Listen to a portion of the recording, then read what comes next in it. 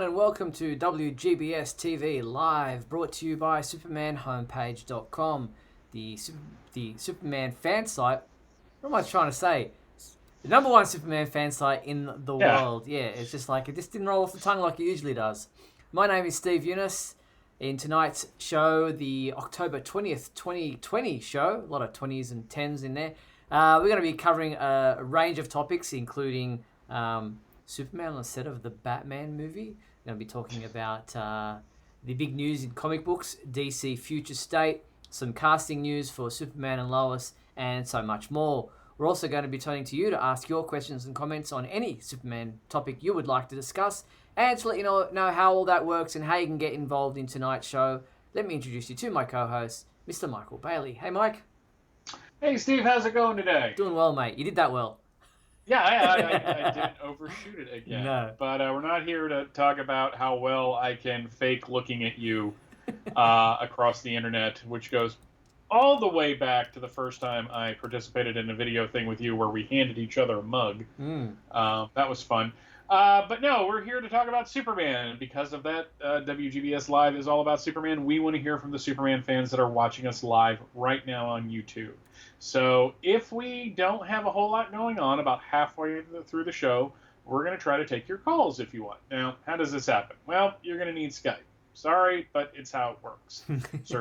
Go on Skype, search for Superman homepage, and send us a message that you'd like to be on the show. Now, a couple things, because it's kind of important. One, send us a message. Don't just call, because that can screw things up. Also, if you're using an external speaker to watch WGBS Live, please turn that down, because we are on a bit of a delay, and that can screw things up. Yes, so also, the other way you can get involved is through our YouTube channel. People are commenting live right now as we go, so get involved and chat with other fans. Michael and I will react to your comments and questions as the show goes on, so get involved there. Also, if you want your comment or question featured live on the screen, feel free to post a super chat. All you have to do is click on the little dollar symbol. A slider will appear on your screen. You decide how much you want to donate to the show, and we will feature your comment or question on the screen. And a huge thank you to our sponsors and patrons, Douglas Meacham and John Patrick Van Pelt. Appreciate your support. Well, Michael, how's your week been? Busy. Yeah. We are busy at work. We're about to head into inventory. I am. It's been a long time since I've been this exhausted, but luckily we don't have a whole lot to talk about this week because it's been another kind of not busy week in the world of Superman. I guess everyone's kind of waiting with bated breath if they're going to release any photos from the Superman and Lois shoot. Because they've been apparently doing some camera tests, according to Twitter. So maybe we'll get a costume reveal probably like 10 minutes after the show ends tonight. They'll drop that picture. You never know. It's usually the way it goes. We do have some pretty big comic book stuff to discuss, which we will get to soon. But let's start off with the movie side of things. And as you say, there's not a lot of news on the movie or TV front other than some whispers here and there. But there was, it's kind of a clickbait. You say Superman appeared on the Batman set. Matt Reeves doing the new Batman movie. And it's not a lie. Superman, Wonder Woman, and other characters did appear on the set and will apparently be in the movie. But it's not what you think. It's people dressed up in Halloween costumes. So what we've got is here's a photo. You can see Superman there.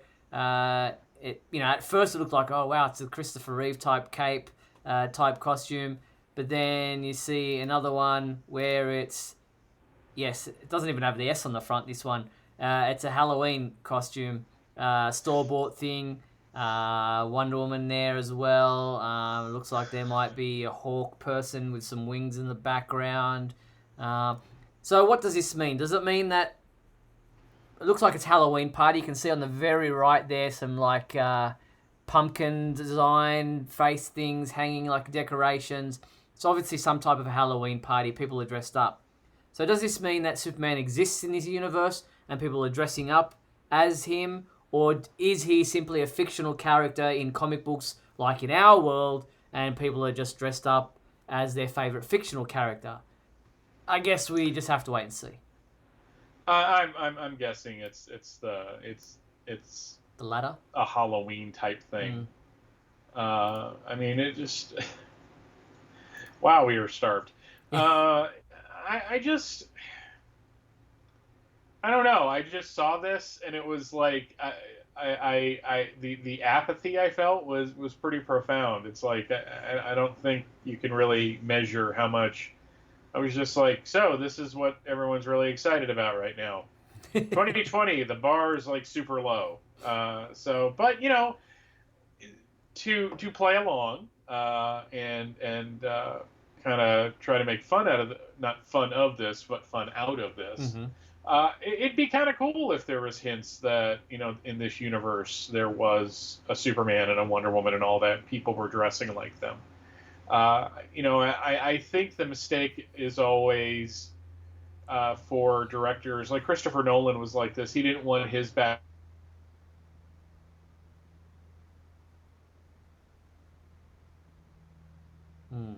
Michael seems to have frozen there, so we'll just try to get Michael back.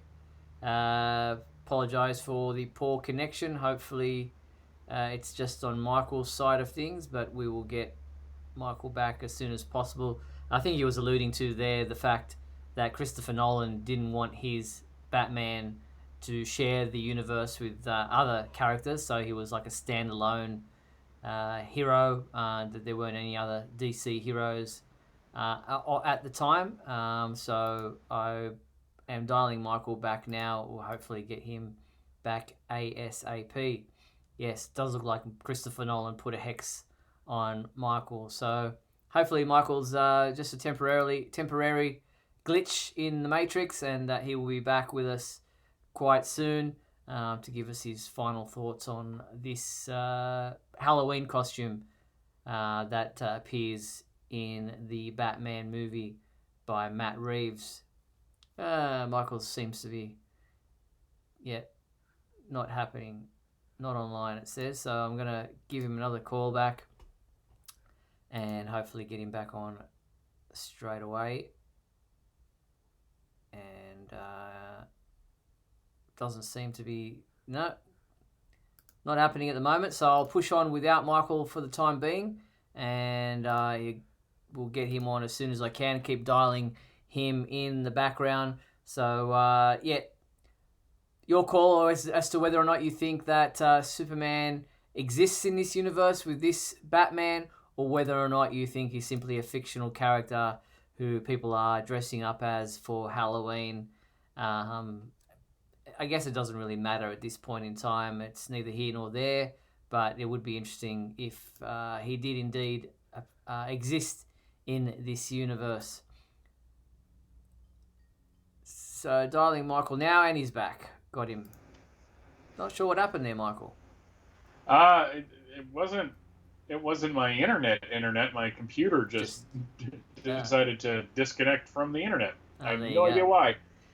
So you're finishing your thoughts on whether Superman, like with the Nolan movies. Yeah, I mean, you know, he didn't want that, so when they were going to do the Justice League Mortal, you know, they decided that it was just going to be a completely separate Batman, which is a fair thing to do. But I think given how integrated the DC universe has become, especially in related media, I mean, you had a big old Superman, I mean, you had a big old Justice League film, and we're about to have a Snyder cut. So I think there's a good bit of profit in keeping your universe connected, because then you can always go, you know, at least for the actors, they can go on and be in other movies. Indeed. So we'll wait and see how that works out. People are alluding to the Big Bang Theory Halloween costume thing that they all dressed up as the Flash in that one particular episode. So that was a pretty funny moment there. All right, so the only other you said about the Justice League movie, we recently saw a fan video released online of someone putting, well, I'll name it's John Stratman is the name of the creator, aka Count Stratcula.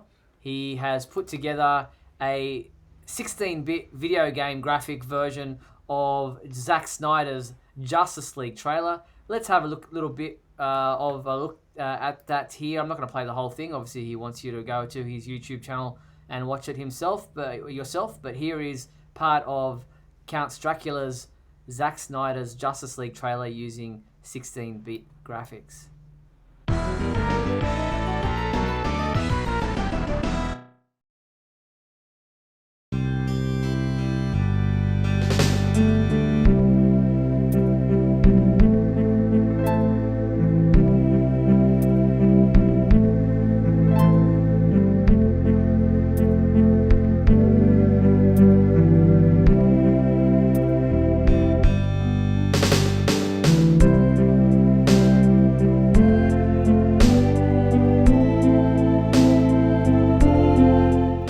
Just a little bit of it there. You can watch the whole video in full at our website. 16-bit remake. This brings back so many memories of video games I played in the past. I'm really fascinated by how these guys put these kinds of things together. You know, where they get the graphics for it, what animated software they're using, even the music. And he gives a shout out to the person who put it together for him. The Alleluia in that. MIDI. Computer, the MIDI's, version of the song. I'm just fascinated by this whole thing. You could create so many different animated cartoons and stories and things just using this type of software if it was pretty easy to do. I don't imagine it's that easy, but I find it's really fascinating. It's probably time consuming, but it's 16-bit animation, so it's not like it's Flash animation, which it might very well be. That's how Cartoon Network does so many of its shows now, where they do it with Flash animation, which makes it a lot easier to put together faster. But you still have to make the models, you still have to make the backgrounds. I think for me, it was really the sound effects. Like when Steppenwolf landed and it made that little sound, I was just like, man, now I'm back in my friend Larry's apartment in 1995 playing Street Fighter 2 on the Super Nintendo. And the sounds that he made, this is an 8-bit. We're not talking like NES. But, yeah, it is kind of weird how there was a point where this was, the level of video game technology. One of the ones that I remember playing also was Justice League Task Force, which was a Justice League fighting game. Yeah. Which really, the animation here looks a lot like that, just done in a more modern style. So... the thing, though, this is a random thought I had, is I'm glad that they have, like, the black costume, because people were kind of clamoring for it. It still feels weird that if you're going to do your big Justice League movie, which is getting all these characters together for the first time, that you wouldn't want everybody in their kind of iconic outfits. That seems like a weird... That's a weird, but again, this is how DC movies do it. I mean, look at the Birds of Prey film, where everybody put on the really awesome, more comic book accurate costumes at the end of the movie, because we wanted to see how they got to that point. And I guess that's been kind of Zack Snyder's move with Superman, is that we're always seeing how they get to the point, not the point itself, but how they got there. So now we see how they got all together. So now you can have them in the costume, just not in this one. It's just it's a weird dynamic needle to thread. Yeah. So there you have it. Watch it in full at our website. I find it fascinating how these guys put these things together. So Mark Lax mentioned the Atari Superman game. And I just so happen to have it right next to the thing. I don't have an Atari to play it with. And it's just a black cartridge that says Superman, but boy, this game was terrible. Yes, but it was the first Superman video game, so yeah, it does have that to its name. All right, as I mentioned, there was some casting news for the Superman and Lois TV series, and I'm going to get your thoughts on this one. But we now know, thanks to EW.com, that an actress by the name of Sofia Hasmik has been cast in the role of a reporter, a journalist for the Smallville Gazette by the name of Chrissy Beppo. She has a knack for saying the wrong thing at the wrong time. Her official character description says that she's a go-getter with dreams of bigger and better things, and a chance encounter with her idol changes her life trajectory. She has a particular look about her, but Beppo as a surname, is that just a tip of the hat, or is there something more we should be reading into this? I hope it's just a tip of the hat, because that's a weird cut too. That's not a deep cut. That's a strange cut. Naming a character after the super monkey is an odd way to go, but it kind of again points to the fact that this is going to be a Smallville show, a Smallville base show. Now they're talking about the Daily Planet building, but that could just be for the first episode. I doubt they'll keep going back there if they're moving to Smallville. That seems like a long commute. Unless Smallville is like on the TV show Smallville and is literally like right across the way, which has comic book roots. Gotta give them credit for that. Not that I know that they did that on purpose. I think it was just a convenience for them. But no, it's nice that they're kind of stretching the cast out a little more, because we've heard about Lana and her husband and Lana's kid and Clark and Lois's kid, and General Sam Lane's going to be in it. But it'll be interesting to kind of see who else they kind of bring in terms of the Smallville cast. Yeah, it'll be interesting to see what kind of cast they accumulate around the main characters. She will have a recurring guest role in the series. I don't recall seeing her name in the pilot episode, so no. She'll turn up probably down the track a little bit. I guess when you're looking for surnames and you're trying to think of super pets, Chrissy Streaky doesn't really work. Chrissy Comet has that comic book alliteration thing. Yeah, but that'd be more like a nickname. I mean, Beppo is just a weird name to begin with. As I offend everybody out there, and I find out that Beppo is somebody's family name, and it means something to them. But no, I just in the absence of getting any kind of information about the show, now that it's just started shooting, it's kind of nice that we're seeing beyond the pilot at this point. Justin asks an interesting question. He says, will the Kents be alive? I'm guessing he's alluding to Jonathan and Martha in this. I don't think so. Just wait. Yeah, well, we're kind of, yeah. They are moving back to the Kent farm, so, yeah, watch this space.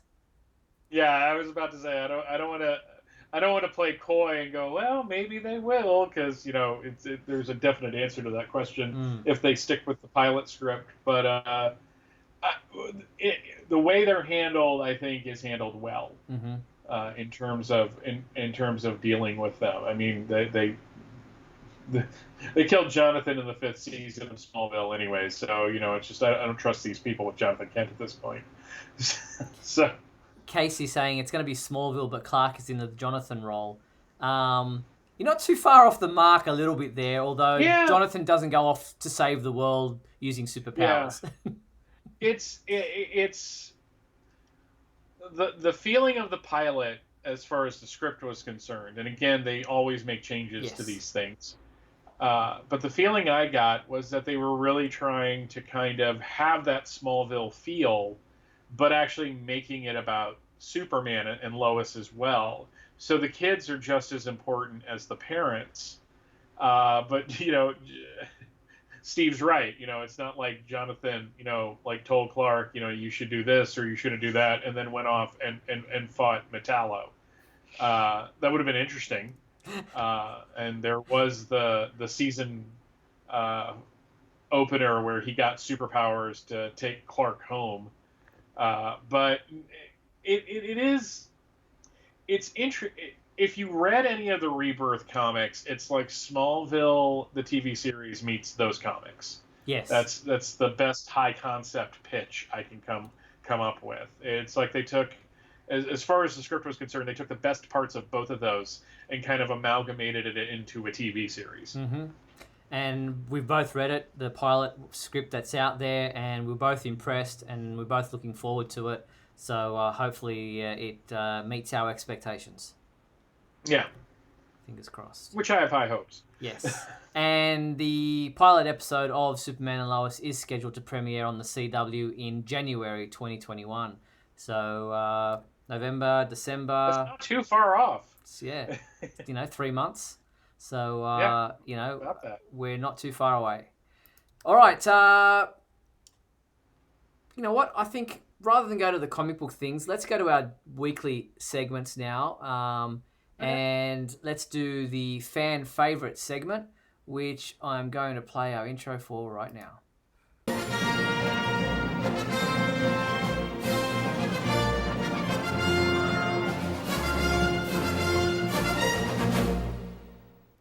All right, so our fan favorite question from last week was what, Michael?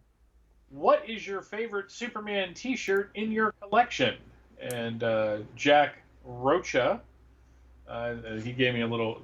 They gave us a little pronunciation, so that was nice. My favorite Superman shirt is a 2017 Death of Superman 25th anniversary. That is a. Was that 2017? I'm gonna bring it up. Let's turn Sophia off. There it is. If you might also want to share the screen with me if you can, so I can see what's. Oh yes, when you hung up, I didn't do that. Yeah. Let me do that for you right now. When the internet hung me up. Yes, we go. So there's the graphic right there. I thought that. That is a nice one.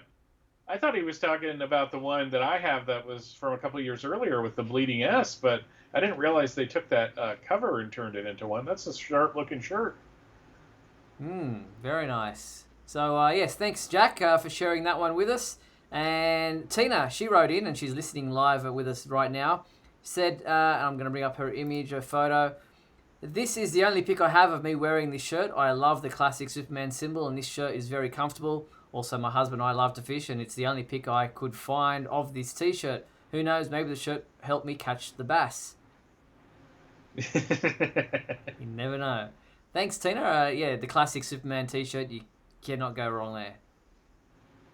All right, we got Justin next, and he wrote, "Hey, gang, at the Superman homepage. This is one of my favorite Superman T-shirts, as it has the fake abs for what I've always wanted and a cape. I'm a healthcare worker and wear it on multiple days. I finally get to say, please don't tug on my cape." I think it says on mufti days, which here in Australia is like a dress-up day, casual. Oh, I read that wrong. I apologize. Yeah. What do you guys call it? Do you call it mufti days? I think that's probably an Australian slang. Where you dress casual? Yeah. That's casual day. we don't have cool things like you guys do. Yeah. So that's a nice shirt. Yeah, and the abs do help when you don't have any of your own. So well done, Justin. That is a nice shirt indeed. All right, Ron Crosby says, "Steve, this week's was nowhere near as easy for me as the past couple. As far as the fan favorite question is concerned, I have so many shirts that I love. I ultimately decided on this shirt because it combines two of my passions, lifting weights and Superman." Yeah, the Krypton lifting team. Henry Cavill's got that shirt. I've seen him wearing it for obvious reasons. I have to get myself one of those as well. I think that's a really cool shirt. And I like that one, Ron. Well done. Excellent shirt. Ryan Ignatius Pratt wrote, "In response to your inquiry for fans for pictures of our favorite Superman shirts, here's one of me with my Lois and Clark t-shirt, which is attached to this message. I wasn't sure whether to send one of me in it or the shirt by itself, so I sent one of each. Though if you can only use one, I would suggest the prior as opposed to the latter. Selecting a favorite Superman t-shirt was a very difficult choice, but in the end I chose the Lois and Clark shirt because of the meaning the series has for me. I adore the Christopher Reeves films, which first introduced me to Superman as a child, but it was Lois and Clark that made me truly fall in love with the Superman mythos and inspired me to get into the comics." Yeah, that is a nice shirt there. Thank you, Ryan. That's I haven't seen that one before. I haven't seen anybody actually wearing that shirt before, so Yeah. that is a cool one. Yeah, that is a nice one. That back when they were promoting the series and doing all the black and white photos with the S being in color. God, they really, really leaned heavily into the attractiveness of their leads. I've got a short video here of some of my Superman t-shirts. I'm wearing this Henry Cavill one that was released with Batman v Superman. I don't have many what they call all over prints or sublimation prints, which has like a all back and front, and it fits nicely. So it's one of the ones that I like to wear because it's quite striking. But here's a quick video of some of the t-shirts in my collection.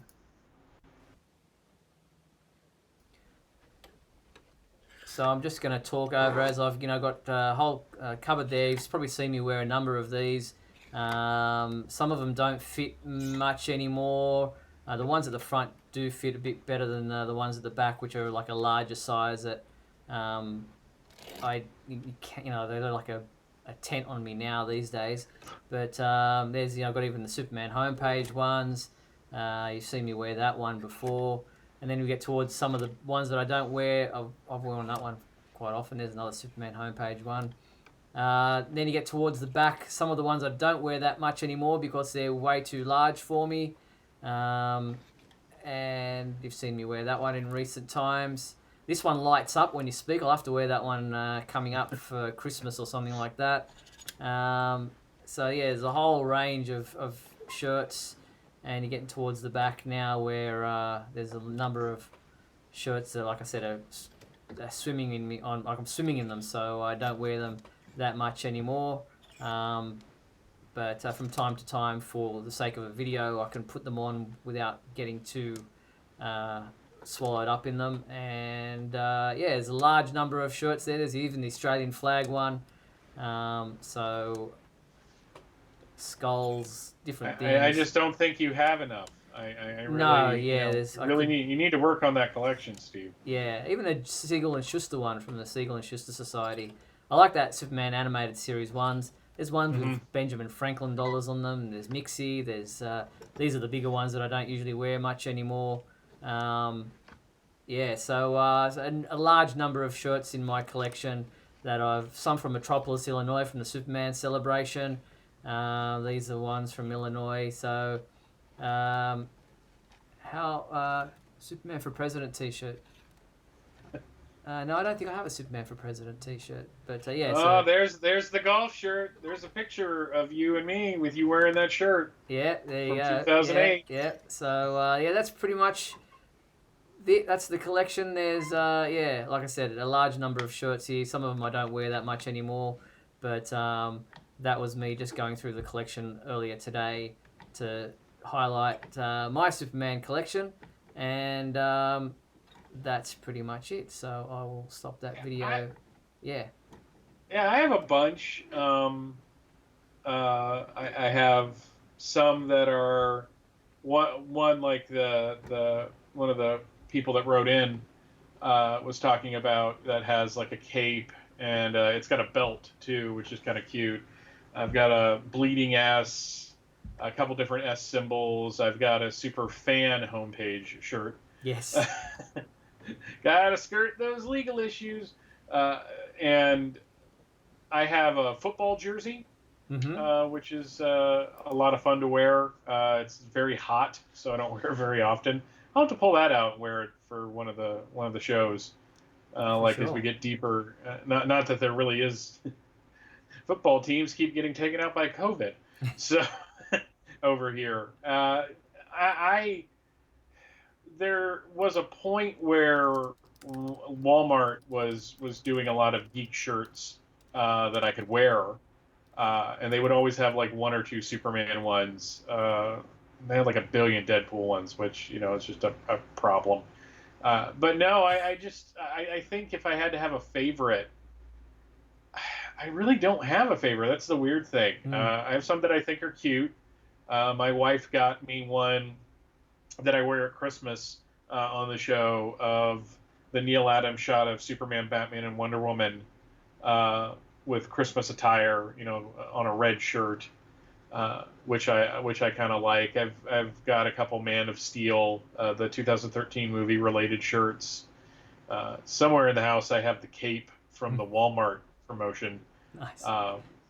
So it's just, shirts are one of those things where I like to have Superman stuff that I can display, and shirts you really can't display. Which actually brings up the next week's thing, which I'm not going to be able to answer either. Because I just have way too many. Kenneth asked me if I ever thought about moving to the United States. No. No, actually, like I like visiting, obviously, and it's especially for the Superman celebration and visiting with friends. But I love Australia. I've grown up here. My family are all here, and not to disparage any other country, but I feel very privileged to live where I live. So I feel it would be silly to move anywhere else. Yeah. Move to the place where you don't have, healthcare like you have over there, and I'm not even gonna get into it. Yeah, let's not. Let's leave that behind. I'm way like, we get accused of being too political as it is, which I really don't care. But I don't feel like having you put up with the comments at this point. So yes, love it here in Australia. But they're the Superman shirts. Thank you everyone for sharing your shirts with us. I think that was a really great, segment, and I loved seeing what the shirts that people shared with us. And we are going to continue with this segment. What is our new question for this week, Michael? What is your favorite Superman poster in your collection? And I think I'll try to do this in the next few days. I'm going to send you a bunch of pictures. Yeah, please do. Of the various times I've had posters up behind me. So they can get kind of an idea of my collection of posters, because my God, I have too many. Yes. I can imagine. So, but yeah, what is your favorite Superman poster in your collection? Just send us a picture and why it's your favorite. Yes, and the email address is there up on your screen, info@supermanhomepage.com. Send us a photo of your favorite Superman poster in your collection. If you have a few, you can send a few photos. We don't mind. And next week we will show your photos of your favorite Superman posters, as well as Michael's collection. And you've seen some of the ones in the backgrounds of my videos of the Speeding Bulletin. But I do have some more, like you, Michael, that are either rolled up in collections in a bucket somewhere that I just, from time to time, try to rotate, but it just becomes too difficult, and you just go, I just leave what I've got up. But yeah, there are some great ones that I think my favorite one is up on the wall here, which I'll show you next week. That was the DC versus Marvel poster that came out quite a few years ago. But we'll get into that next week. So get involved with the fan favorite segment of our show. We're just over the halfway point of tonight's program, so we're going to take a quick break and then come back on the flip side to talk about DC Future State. Bear with us. We'll be back right after these messages. Don't go anywhere.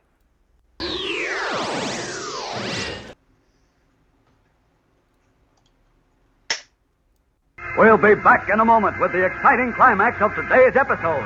So stand by.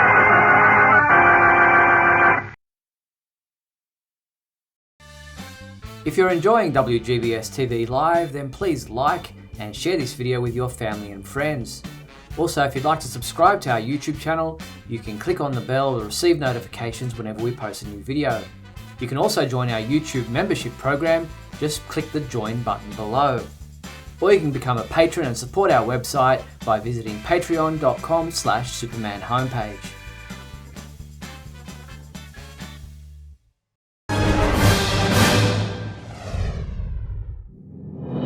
Look, up in the sky. It's a bird. It's a plane. No, it's SupermanHomepage.com, the #1 Superman fan site in the world. SupermanHomepage.com, covering the world of Superman from the 1930s to today.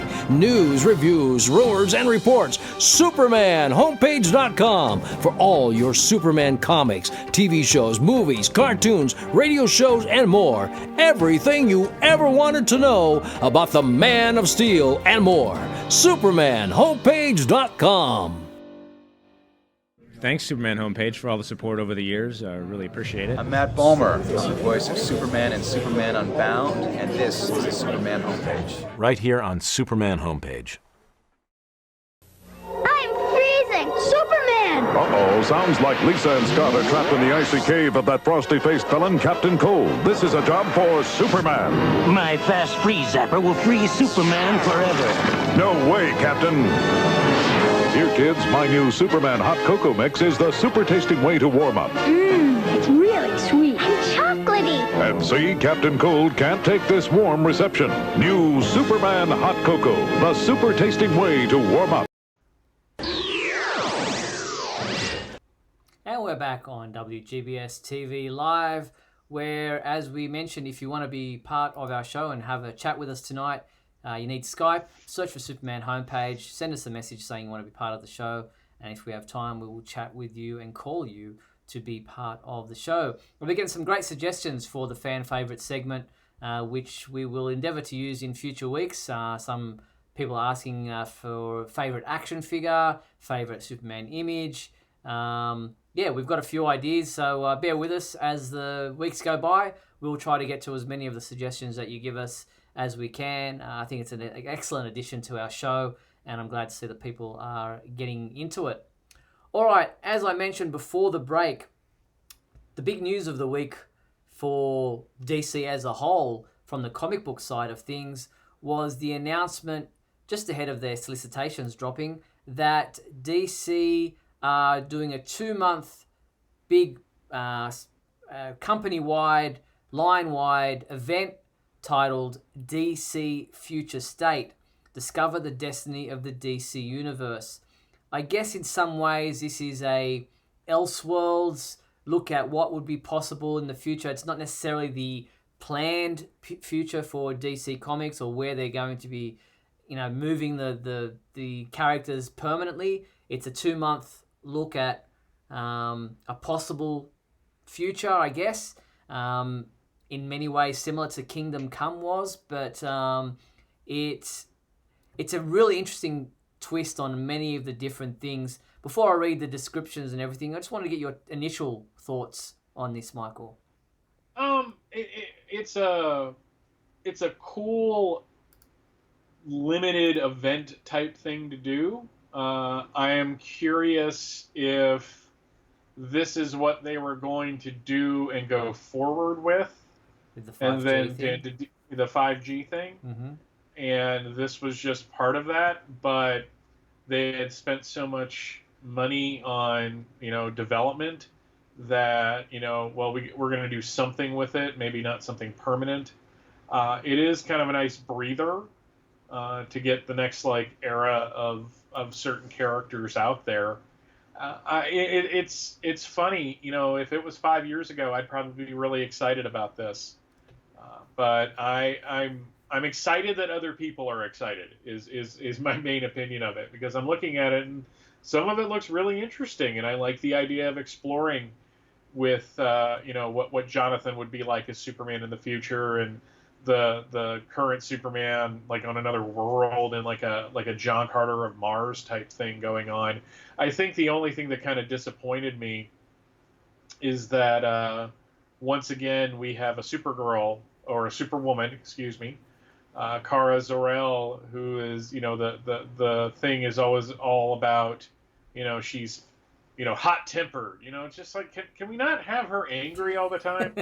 Because that seems to be your go-to. Now, Marguerite Bennett is a fantastic writer, and I'm sure she's going to do an amazing job with it.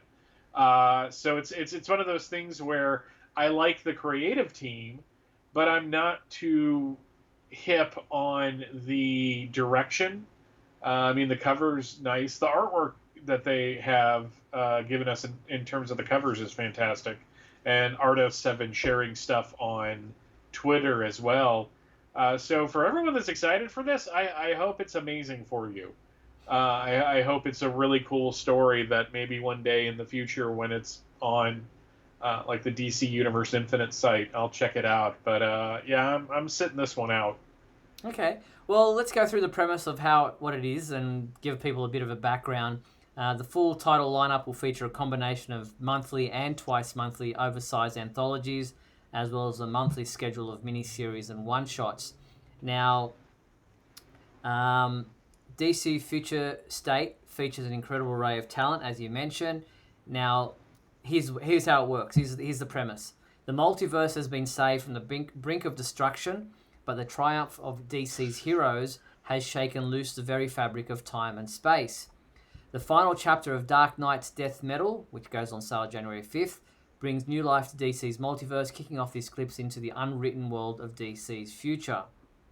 So, as we mentioned, a stellar array of people involved. As Mind the Gap mentioned, there are some 8 of the books have a co-feature with some of the more minor, like the Beaks characters of DC Universe, getting their own kind of stories and a backup story there in each one. Let's look at the Superman family. So, due to his involvement in an international crisis happening in the near future, Clark Kent has been rejected by Earth. I'm just going to get some images up here. Causing him to focus his life-saving efforts outside his adopted home. He travels to Warworld, as you can see here, to rise through the ranks of gladiatorial combat in order to defeat Mongol with the help of some unlikely heroes. Now, back on Earth, Clark Kent's son, John, has taken on the mantle of Superman, and after seeing the horrors that befell Gotham, he bottles Metropolis in order to keep it safe, putting him at odds with Supergirl.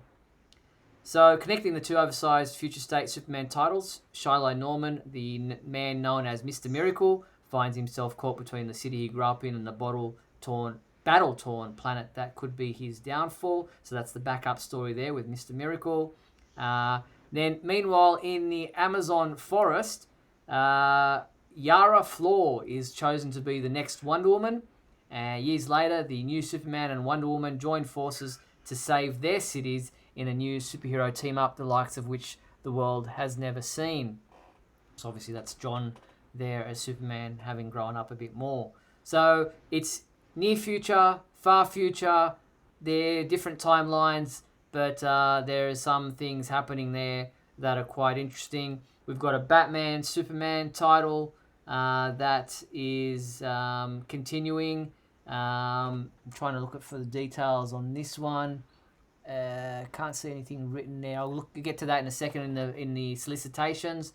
There is a Superman versus Imperious Lex story, which I'll get to in a second as well, and some more things with the Justice League and so on, and I'll get onto all of those when we talk about the solicitations. I don't mind the look of the Warworld thing. It does bring to mind a previous Superman story where Superman went to Warworld and yeah. Yes, Exile. That's it. That's the one. Yeah, it's like Kingdom Come Superman meets Exile. Mm-hmm. It is really the vibe I get from that, and I think that's one of those things where, these kids today with their hula hoops and their Dan Fogelberg records, I just feel like such an old man looking at these solicitations, because it's not like I look at them and I can't make heads or tails of them, because I've been around the comic book block enough to know, okay, I kind of get where they're going with this. This is really to garner towards newer readers, mm-hmm. and that's why I'm all for it. I've had my time. I'm good that I've stepped away. So I want people who are still reading the books or trying to get into the books to have something exciting to come to. I think having Superman, some tragedy befalls him, so he has to go off and do something in exile himself or quit being Superman on Earth. I think that's been played out, but that's not to say that series won't be interesting. So you mentioned Supergirl. I'm just going to bring up her comic book here when I find it. There it is. So Kara Zor-El Superwoman #1 comes out on the 12th of January. Kara Zor-El, Superman's hot-tempered cousin, there you go, has finally found peace and purpose away from Earth and its heroes. Now known as Superwoman, she watches over the moon and the refugees from across the galaxy who have congregated there. But all of that is about to change when a spaceship piloted by a runaway alien crash lands and turns Kara's world upside down. Does this fugitive come in peace, or does this arrival bring war to our hero's front door? An interesting change of costume there. She's no longer sporting the S symbol on her chest. It may be on the belt there. It's really hard to tell. Yeah, I mean, it's an attractive cover. And I like that they're calling her Superwoman. I think we really... I'm kind of the opinion we need to go there. I know there's probably some Supergirl purists that don't want to go there for various reasons, and that's, that happens. Opinions vary, as Patrick Swayze said in the movie Roadhouse, a classic film, which everyone should watch. But the fact is like we've got Superman going through tragedy, so he has to leave. We have angry Supergirl, or angry Kara, I guess would be the better way to say that. It's just like we're just going to keep recycling these concepts and keep bringing them back. So, sorry, I just had us blanked out there for a while you were talking. Yeah, that's okay. The gray void is kind of nice to talk into from time to time. Justin mentions the cape skirt. So the cape is no longer attached to the back of her neck; it's now attached around her waist. Yeah, it's again, everything looks cool.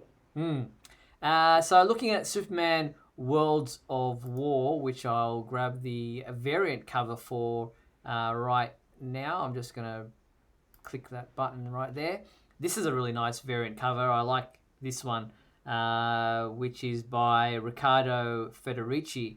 So this book will have 4 stories, and only the first one's about Superman.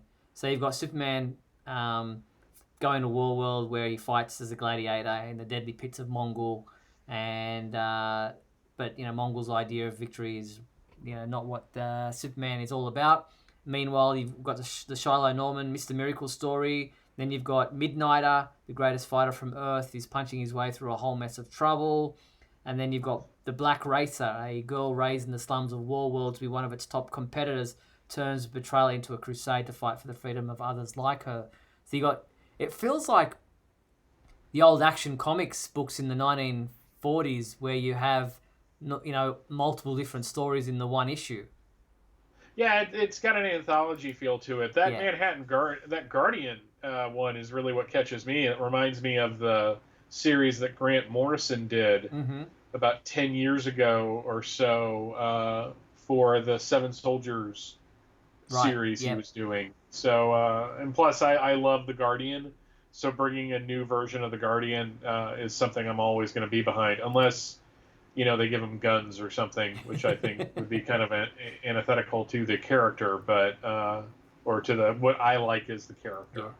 But yeah, I dig that they're doing kind of backup features and different stories, just to stretch it. And again, I'm kind of curious if they had all of these as like series pitches, and now they're just using the concepts, but just in a different way. In like you said, in almost like an Elseworlds type of way. Here's the variant cover for Superman and Metropolis #1, which comes out on the 5th of January. And before leaving for parts unknown, Clark Kent entrusts Earth's safety to his son. Now Jonathan Kent is Superman. His top priority is to protect Metropolis. But when a new version of Brainiac attacks, John takes drastic measures which result in the bottle city of Metropolis. But watch out, John, because Supergirl is on her way and she's not happy with your decision. And then we've got backup stories in this. In the new Bottle City, we have Jake Jordan, the former Manhattan Guardian, as you mentioned. And then finally, Mr. Miracle is also gets a backup story here, which continues in Superman Worlds of War #1. So this variant cover is by Inyuk Lee. I'm probably mispronouncing that, but nice image there of John Kent as Superman without a cape. Yeah. He looks he looks dreamy. That's the word I use. Nice. So looking at the solicitations, it's mostly about Future State, obviously, between January and then I'm guessing through February as well. But there are some other books, including DC Stead Planet #7, that are in there, but it's mostly future state stuff for the Superman line of comic books coming out in January. So we still don't know who will be taking over from Brian Michael Bendis once the books return to whatever status quo they will find themselves in after DC Future State takes place in January, February. So we'll be waiting until, I guess, mid-February to find out who the new writer is coming on board the Superman and Action Comics titles once Bendis is done with his run in December. We can argue, and we will, as a fandom about, whether the trunks are necessary. I honestly think the cape is non-negotiable. You need to have it. If you're going to have a Superman, you need to have a cape. Yeah, that's one of the like visually, it's one of the defining things about the character. Obviously, John can make his own decisions about his costume, and when he has to listen to me. Yeah, okay, sorry. He his contract. I've read comics for years, therefore my decision is more important than anybody else's. Yeah, no, but I agree with you. It does have a particular feel and iconic look to it. A superhero without a cape is just someone in spandex, and so it just kind of, doesn't add the dynamic of movement. For some, it works. I mean, the Flash without a cape, that's just safety. Yeah. And you have the Golden Age Green Lantern that had a cape, but the Green Lantern Corps usually doesn't have a cape. So it's really, to me, it depends on the character. Like I would never want Spider-Man to have a cape, for example, or the Hulk. But Superman, Batman, Robin, Captain Marvel, these are characters that I think it's kind of essential to it. So well, that's where I'm going to be a purist. You got a lot of fans in the comments saying that you apparently.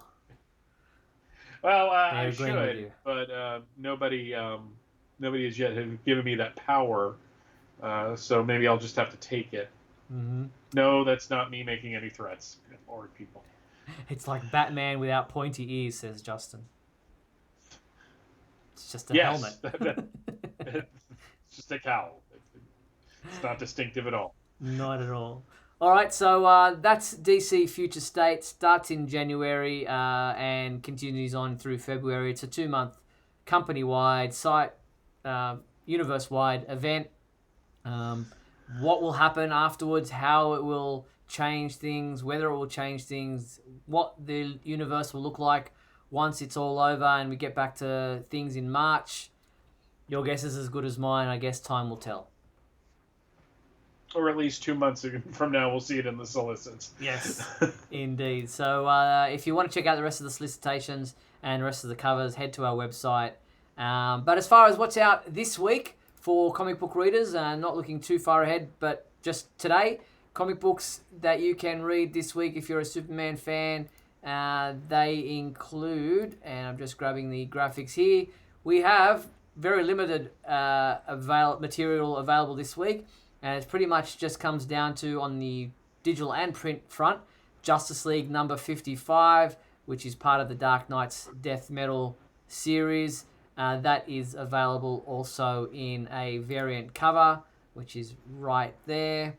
And on the trade paperback side of things, we have Young Justice Book 5 out this week by Peter David.